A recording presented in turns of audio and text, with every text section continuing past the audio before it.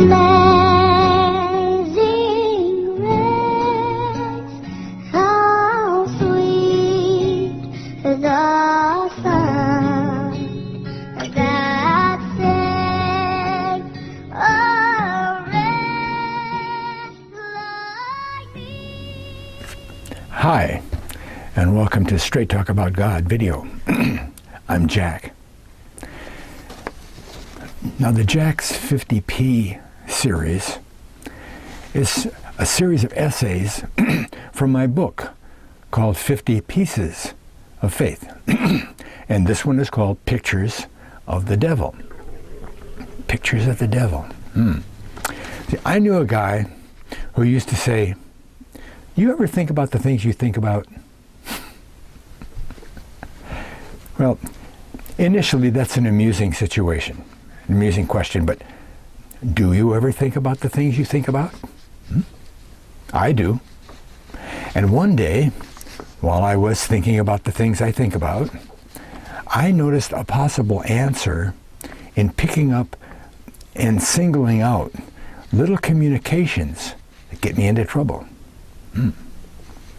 I noticed that there was a definite difference between two types of thoughts that just come to me, just out of the blue. Pop up. One I call concepts, ideas, whatever. It's just an idea that comes to mind, right? And I've heard this kind of thing called inspiration too, right? The other is pictures. Not thoughts, pictures. Concepts or pictures. Well, the concept thought, it isn't really a picture of something happening, of an action. It isn't a little movie in my head, right? It's a flashed concept around a set of circumstances that doesn't have a picture. It may be followed by a picture, but it isn't a picture itself. It's just an understanding, an insight, right? Oh. For instance, you start to descend a staircase, right? And you see a roller skate halfway down. Well, the minute that new set of circumstances presents itself to your consciousness, you experience the concept of harm. It's an uh-oh moment. Uh-oh. Now, it may or may not be accompanied by a picture of how that harm takes place. You get the concept of harm first, the alert, right? And it may be followed by a picture of you with your legs up in the air, landing on your neck, right? But the first thing that happens is, before the picture, is that concept of harm or danger, right? So that's one type of thought that seems to just show up. It's not something that's willful, you know.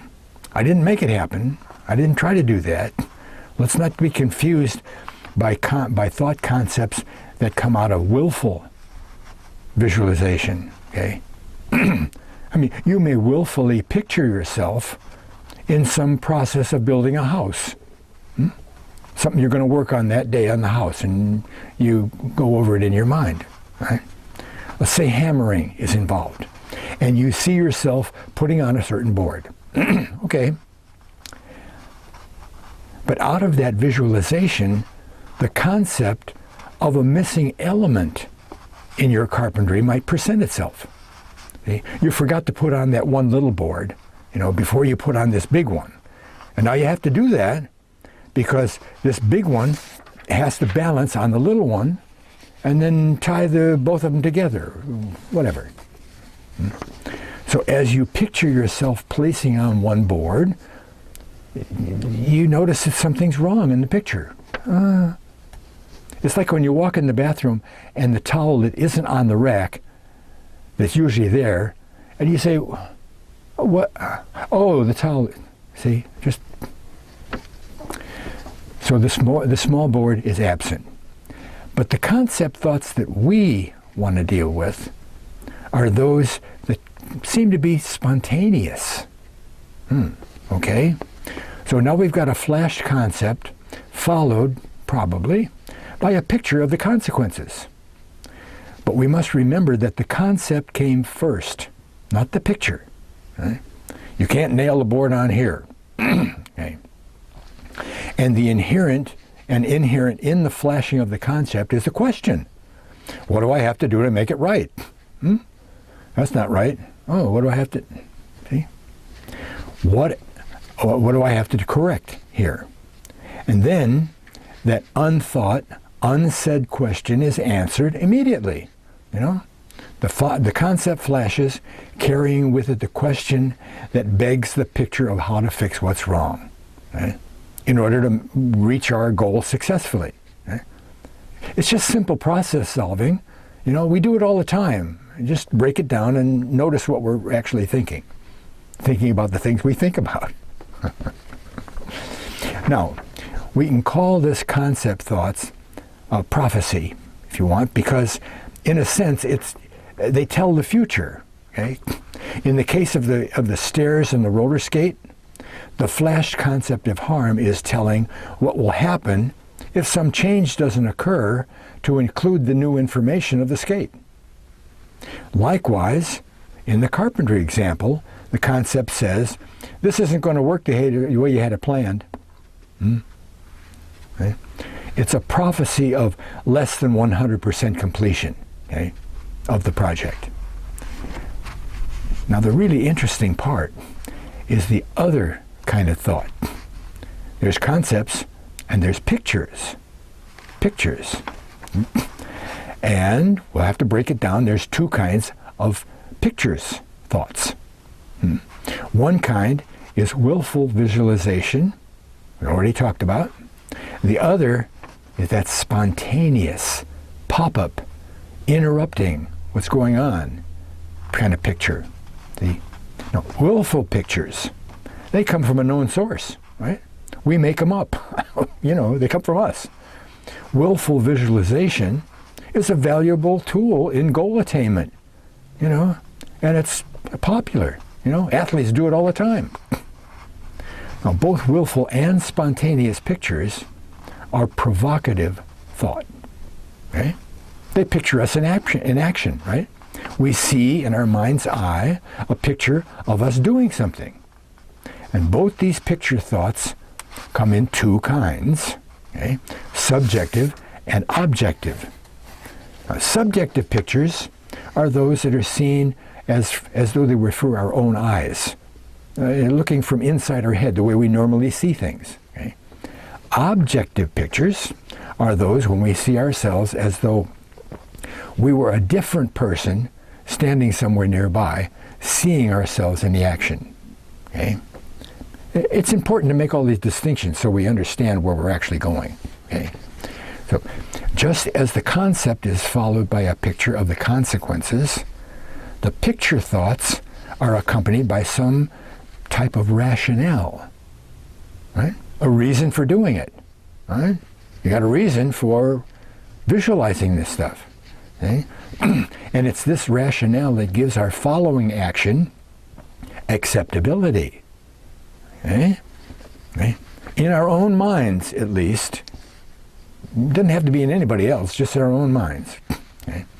Perhaps an athlete might use the rationale of increasing his jumping ability in visualizing jumping over the high bar. Right? Again, athletes do this all the time. Right?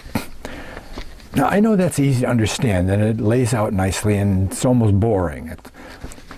But here come those spontaneous pictures. Those are the ones we're really after. Okay? We get all that other stuff nailed down and push it aside and look at this stuff. Okay?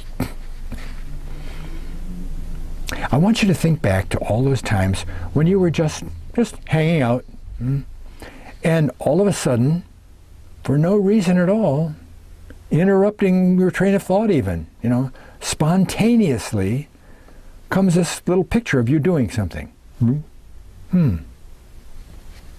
Perhaps getting a cold drink out of the refrigerator. Okay, we'll use that as an example. So this kind of a picture can again be subjective or objective, you know. And my feeling is that these pictures take on the objective view more than the subjective. Okay? But there's plenty of subjective to go around.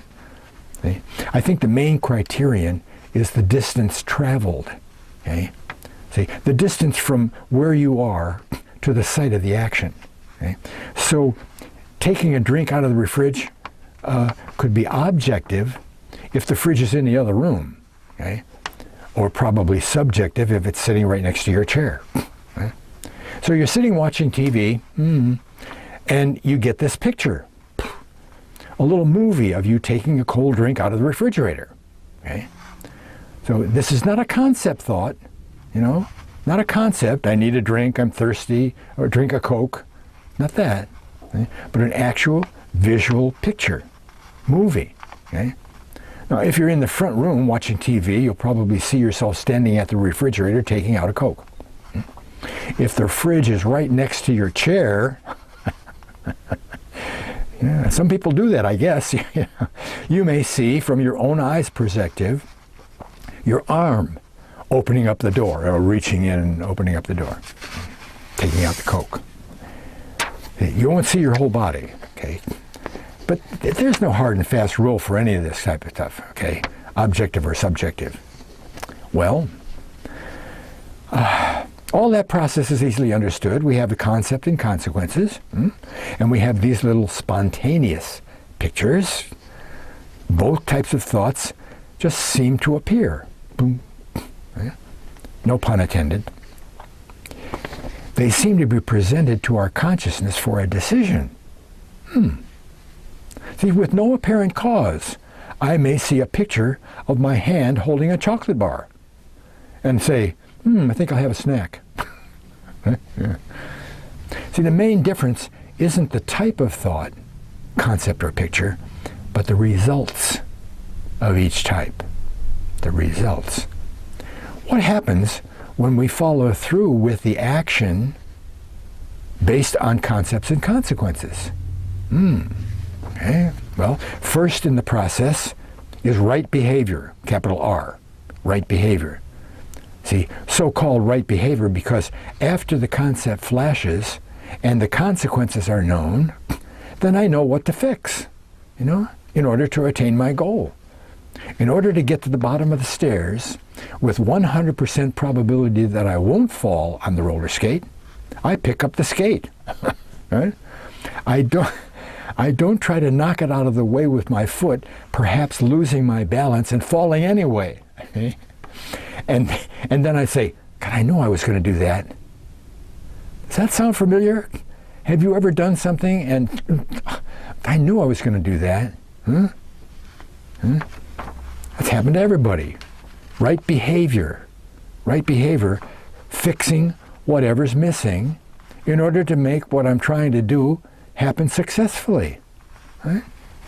Following right behavior is successful goal attainment. Wow, I make it to the bottom of the stairs without breaking my neck. I'm glad I picked up the skate. Yeah, I'm glad I picked up. It doesn't have to be jump up and down in joy, but it's satisfying, right? The same right behavior and satisfaction is true for willful visualization mentioned earlier, right? So if I feel satisfaction as the word is kind of unfortunately taken for granted, satisfaction means you don't have to try anymore. You feel good about what happened. There's no empty space. You're filled up. You're okay. Satisfaction. Not so with these spontaneous little pictures.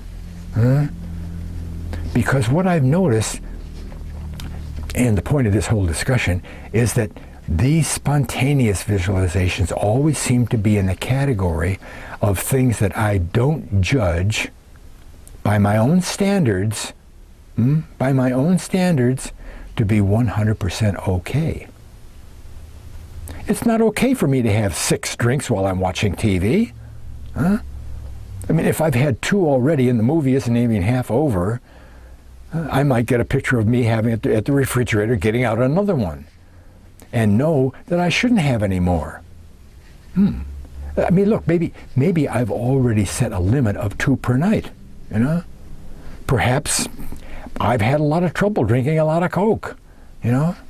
Yeah. I found out that aspartame was in it, which is a pesticide, substitute for sugar.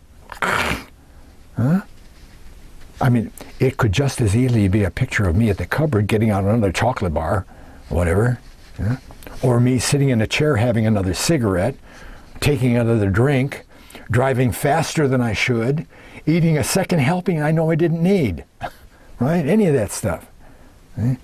These spontaneous little pictures always seem to be on the side of the fence that provokes me to action that's not 100% okay with me. Maybe you remember that we said that these pictures always are accompanied by a rationale. Right. The high jumper wants to raise his high jumping height, right? Right? But my rationale for getting another Coke doesn't seem to be a rationale at all. You know? It's more like what we call rationalization. Rationalization. The great equalizer. Yeah, think about that. See, trying to justify somehow or other that unwanted action. Well, it's a hot night. I was extra nervous today. I need a couple more cigarettes. I really have to wind down tonight. I should have a couple more drinks. It's okay. You know, I'm in a hurry. I have to drive 20 miles over the speed limit. Yeah. Rationalization, the great equalizer. You know, it makes murder okay sometimes. There's always some little reason that comes to mind. First, there's this spontaneous movie in my head, and then right away it says, well, it's okay because it's all right to do this. Good excuse. And then what happens next is part of the action process, right? But the process involves inherently misbehavior, wrong behavior, if you will, on my part, as opposed to right behavior with concept and consequences. You know? I'm not fixing what's wrong. What was my goal? To cool off? 2 Cokes didn't do it. Will 3 or 6? The extra 3 beers just made me feel bloated, not relaxed. And incomplete goals don't satisfy. How can I possibly feel satisfaction when I haven't addressed the real problem? Huh? The real problem wasn't my hunger for more candy or Coke. Huh? What happens when we feel unsatisfied? We tend toward repetition of the cycle.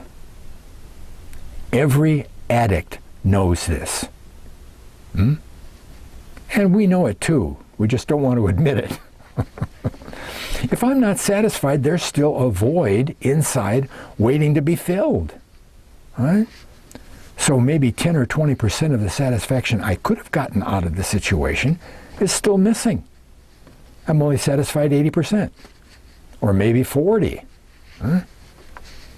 In a try to satisfy this missing part, the tendency is to have a little more. Right? Get a little higher, then I'll feel right. Well, just 2 more beers and I'll be okay. Just 1 more young woman and I know I can do it, and then I'll be okay. 1 more brand new car. So where are we? The only thing that seems to result in dissatisfaction is this type of little movie that spontaneously comes to mind, you know, and shows me pictures of me doing something. These would seem to be the only thoughts that provoke me to less than righteous behavior. None of the other ones do. Huh? Now you can see where all this is going, right? Okay? If all this is true, just the continuing awareness of these provocative little movies can help me rid my life of a lot of stress. You do something that's wrong in your own mind, down the line, tomorrow or next month or next year, it's going to come back and bite you. It will. Right? That's where we get the concept of karma. It's not karma, it's just your own action. You know. See, I'll be able to recognize that anytime this little picture pops into my head and shows me doing something that's less than 100% okay with me, I'll know to avoid that thought absolutely. I'm not going to do that. I'll do something else, but I won't do that. Eh? Now here's the hard part. I've been looking for a long time for a handle on how the devil gets us to do things. C.S. Lewis has a very interesting idea that he incorporates in the Screw Tape Letters. Boy, get that book. C.S. Lewis is really, really into human behavior, psychology. He gets so deep, he uncovers all of your bad stuff. His belief is that Satan and his minions have the ability to communicate to us humans by planting suggestive thoughts in our heads. The question always bothered me is, how far can the devil go? And how to recognize when it might be him beside the motivation, behind the motivation for my actions. Well, these spontaneous visualizations always end up or involve my subverting to some degree my own standards of how things should be.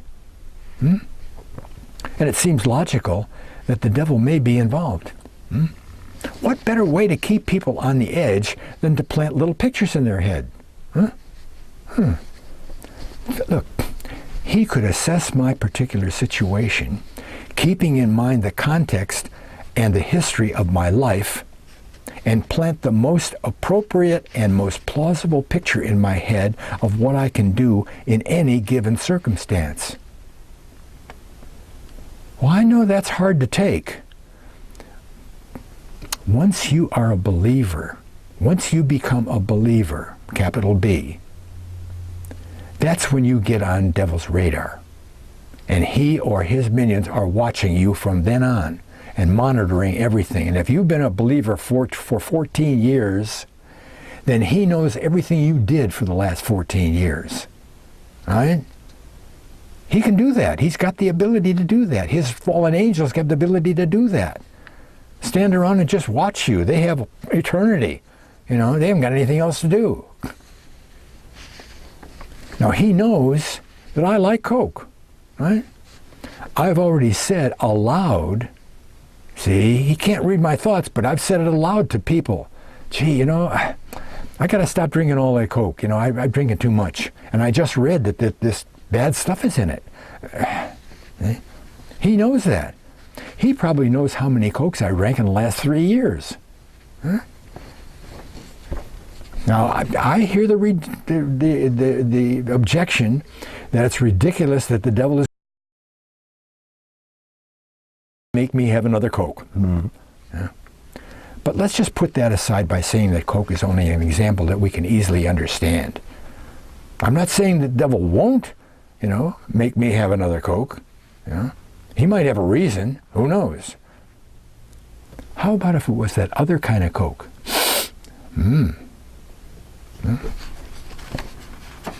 When I follow up on these actions that are motivated by those concept thoughts, I mostly find satisfaction, success.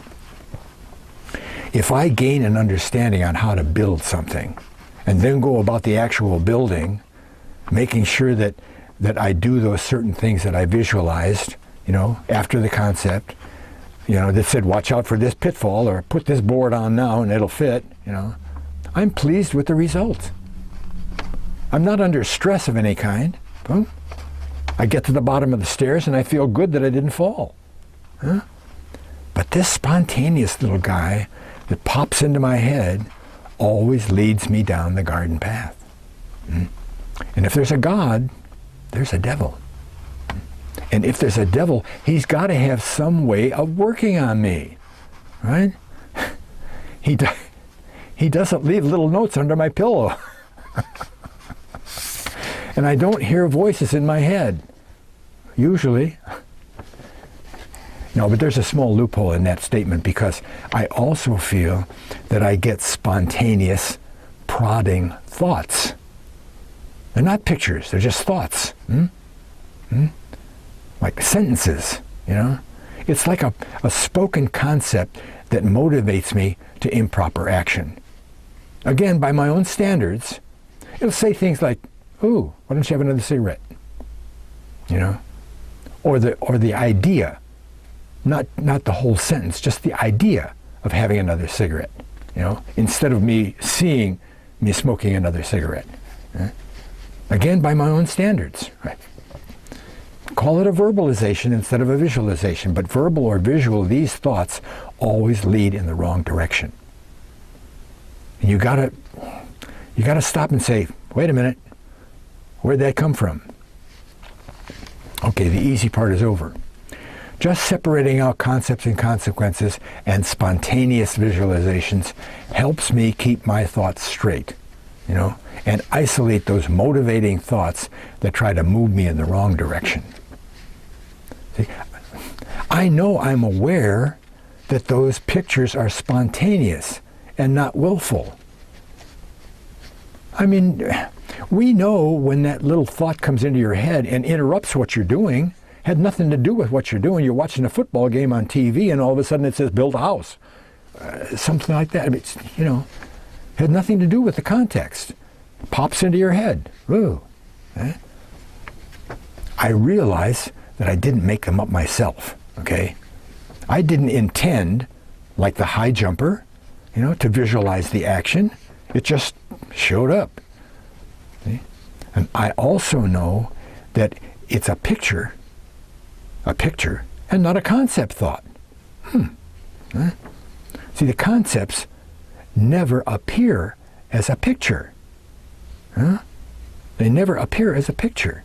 They may be followed by one, but they don't come that way in the beginning. They come as understandings or insights, not pictures. So they're very easy to separate out and recognize, okay? But the pitfall with these spontaneous little pictures is that they come constantly. Constantly. You know, we have them all day long. You know, boom. You remember the keys to the car when you're at the sidewalk and say, "Oh, I'm glad I remember that," and you have to go back in the house. That's a spontaneous little picture. Or a thought or a concept. It might be any one of them, see? You got to stop and evaluate that. Is it a good thing or a bad thing? Well, it's a good thing if it's the keys and you have to go in your car, you know. So they're very familiar, and we often don't see them as harmful. See, they're just kind of there. Sometimes I let them go. Sometimes I don't. A million little suggestions come to my mind every day, you know. These suggestions come to help us. That's another key, to help us. Oh, you remember the keys, that helps, you know. But they help us also pander to our convenience, our desire. Oh, gee, I'd like to do that.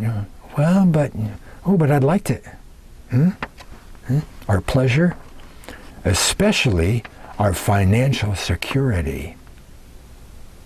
Oh, you see that dollar bill that person just dropped on the floor, and you pick it up and put it in your own pocket for your own financial security. When you know it's not right, you know, you said, "Hey, you dropped $1, here it is." See what I mean? You're pandering to, well, but what if, Spontaneous little pictures that lead us down the garden path. Because every time we don't fix what needs fixing, or fix what's missing in our actions, then we come up with an unsatisfying result. And what that boils down to is selfishness, right? Just call it simple selfishness. It's easy to understand that way. Every time one of those spontaneous little pictures comes to mind, it promotes me acting in selfishness. When I act toward myself, I can't act to the same degree toward anyone or anything else, especially God, right? To the degree that I act toward myself, that's the degree I act away from God. Knowingly. See? The picture doesn't accomplish the action. You have to choose that, right? When that picture comes to mind, it doesn't accomplish the final action. It's just the motivating factor. It promotes the action. I must willfully choose to do the action. Well, no, I better give that person the money. Hey, in spite of what I need, what I see needs fixing, I put it in my pocket anyway. Now I know, I firmly believe, because a lot of people don't, that the devil can't get inside my head and hear what I'm thinking. I don't think God gives him that ability. It's just that if you've been a believer for any amount of time, he's gone to your history, see? And he puts that little thought in your head based on your history, and it seems okay. See? Oh, I'm glad I thought of that when it wasn't you at all. See? See? But I know he can't get in your head, okay? He can hear what you say. He can see what you do. See? But I do believe that he can put sentences and pictures in my head, just slip little things in there. Remember, probable and plausible. Not, go murder your wife. Not that big stuff. I believe he has the ability to manipulate the energy fields that form our existence, right? Everything we see, including us, just energy, existing at different frequencies that make us look real, right? And I believe he has the ability to manipulate those energy fields to the point that he can throw a little thought in my head or a picture. That's what God does, doesn't he? Huh? Oh, thanks, Lord, for reminding me I have the keys in the house. See? God works the same way, right?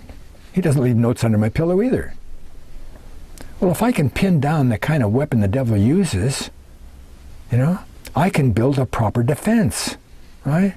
If I believe that these spontaneous little pictures and prodding thoughts are the devil's tool to get me to act in a selfish manner, then I've got the devil on the run. At least at the outset, The hard part, of course, is actually overcoming the thoughts, recognizing, stopping, evaluating, and saying, is it good or is it bad? It's bad, go away. Right? Working is what it takes, a lot of hard work until it becomes a habit. That's not going to stop him from putting stuff in your mind. Understanding the concept isn't enough, okay?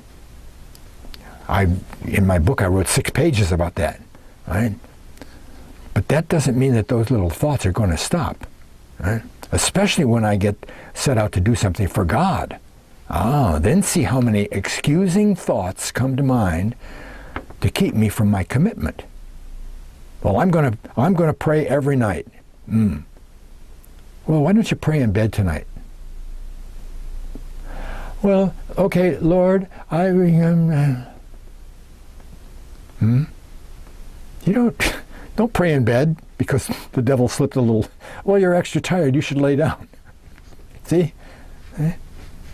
Pictures of me doing things that will postpone or subvert or divert my actions away from my goal for God. See? Set up a time every day, 10 minutes, an hour, that you're going to study the Bible or, God's stuff, whatever. See? And see how many things get in your way. Just try it. Thoughts of fear. Pictures of possible fearful results. Oh, but it's high. I won't have enough money if I, be careful, you won't have enough. See? I won't be thought of as a nice person, you know. I won't be popular. I won't.